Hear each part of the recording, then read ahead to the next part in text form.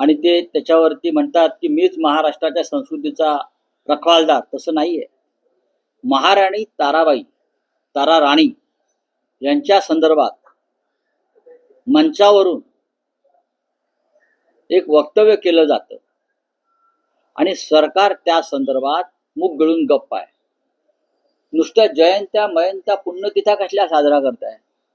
शिवाजी महाराज असतील, संभाजी महाराज असतील, तारा राणी असतील, हा गडावरती हार घालायला जातात. अहो तुमच्या आमच्या तारा राणींची पूर्ण बदनामी एक विशिष्ट समाज धर्माचे लोक करतायत आणि तुम्ही गप्पात, कारण त्यांची मतं तुम्हाला पडतात. त्यासाठी तुम्ही आमच्या दैवतांचा सुद्धा सौदा करता. मिस्टर देवेंद्र फडणवीस, मी आपल्याविषयी बोलतो. तुम्ही बोला ना. तुम्ही बोलत का नाही?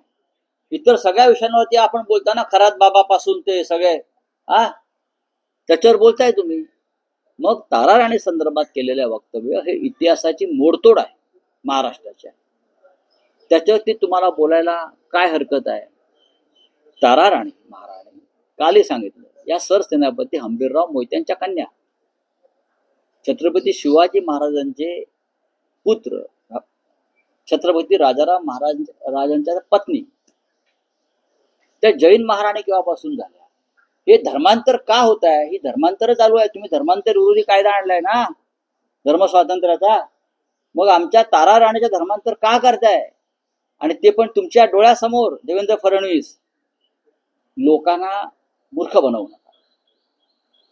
इतिहासाची मोडतोड तुमच्या समोर असताना महाराष्ट्राच्या आपण राज्याचे मुख्यमंत्री म्हणून तिकडे बसलेला आहात. काहीतरी बोला. काय खरात बाबाने औषध दिल्यावर बोलणार?